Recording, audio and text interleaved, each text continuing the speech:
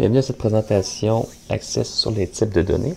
Aujourd'hui, je vais présenter les différents types de données qui sont disponibles dans Access. Je me suis créé un exemple fictif ici. En fait, c'est une table qui s'appelle Citoyen, dans laquelle j'ai différents champs qui vont nous permettre d'illustrer en fait les types de données qui sont disponibles. Mon premier champ s'appelle NAS, numéro d'assurance sociale, que j'ai mis comme texte court. Par défaut, texte court, c'est de 0 à 255 caractères si on ne va pas changer ici en bas la taille du champ. Moi, je l'ai changé, je reviendrai là-dessus dans une autre présentation.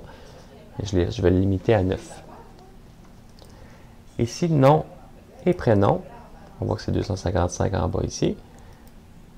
Je l'ai limité à 255 aussi. Mais encore là, ça dépend de votre contexte. Si vous pensez que votre nom peut dépasser 255, il faudrait le changer. Il faudrait peut-être le mettre dans l'autre possibilité qui est texte long.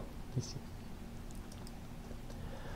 Ensuite, j'ai besoin de la date de naissance de la personne. Moi ici, je l'ai mis en date et heure. En ayant choisi date et heure, je peux aller dans format un petit peu plus bas. Je peux aller choisir ici le format, comment ça va être affiché. Moi, j'ai choisi date réduit. Le format va être 12-9-2015. Ça, c'est un exemple, ce n'est pas la date réelle. Je montre un exemple d'affichage. Ensuite, citoyen. Je pourrais dire né au Canada, ça ferait plus de sens. Né au Canada, on pourrait dire oui ou non. Il n'y a pas vraiment d'autres valeurs possibles. Ce qu'on va faire, c'est utiliser le champ oui ou non. Ici. Lorsqu'on choisit oui ou non, c'est possible d'aller voir dans le format. Puis il y a trois possibilités. Il y a vrai ou faux, oui ou non, et actif, inactif. Dans mon cas, oui ou non, c'est satisfaisant. On pourrait avoir différentes notes sur notre citoyen. Comme j'ai dit, texte court, c'est de 0 à 255 caractères. Donc, probablement que les notes vont être plus longues que ça. C'est le motif pour lequel j'ai écrit texte long ici.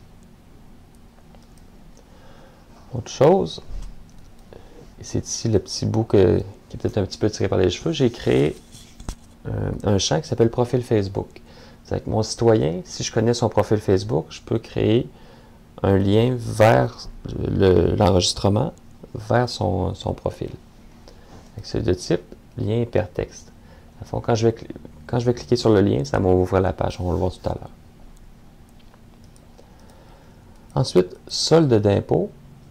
C'est probablement pas comme ça chez Revenu Canada ou au gouvernement du Canada. Moi, je l'ai créé de cette façon-ci pour illustrer le format qui est monétaire. Solde d'impôt, probablement c'est de l'argent, on s'entend.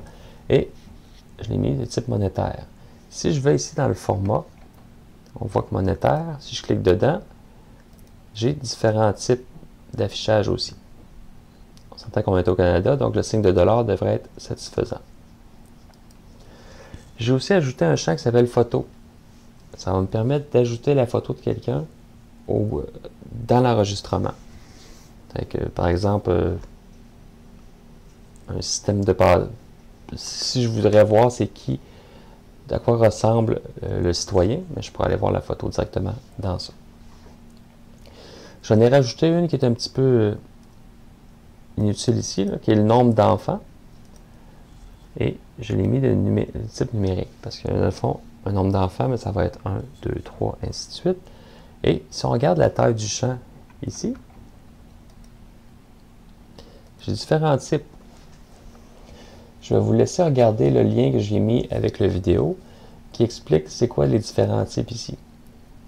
Un petit rappel rapide, c'est que octet, c'est codé sur 8 bits, donc ça permet d'avoir 2 à la 8 valeurs, 256 valeurs, incluant le 0, c'est qu'on peut avoir de 0 à 255, un chiffre de 0 à 255. Donc normalement, ça devrait être suffisant pour le nombre d'enfants. C'est ça que je choisirais ici dans ce cas-ci. Mais encore là, ça dépend de votre contexte. Nombre d'enfants, on s'entend que ça ne sera jamais plus haut que 255 normalement. Une fois que je suis satisfait avec ça ici, on va aller faire les tests, voir qu'est-ce que ça a donné tout ça. Je m'en vais en mode feuille de données. Ensuite, je peux rentrer un as.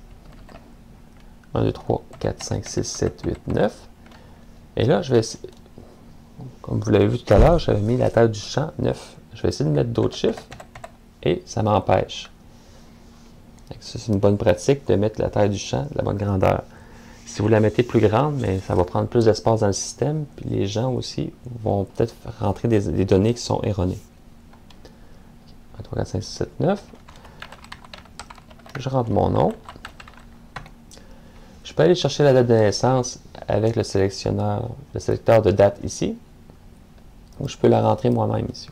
28 novembre 2015. Et on voit qu'il y a quelque chose qui vérifie dans le fond le format que j'ai fait, puis ils le mettent selon le format date réduit que j'ai choisi au début. Ensuite de ça, je peux dire né au Canada, c'est mon cas, je pourrais le cocher.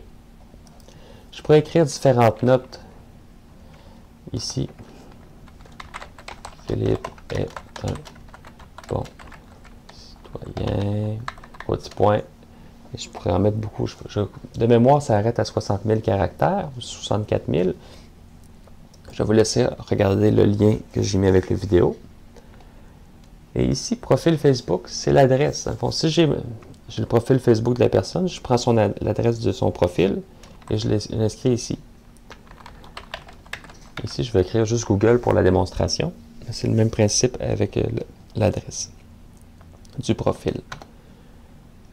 On voit ici que c'est un lien. Dans le fond, c'est un lien hypertexte. Je peux cliquer dessus et ça va m'ouvrir Google directement.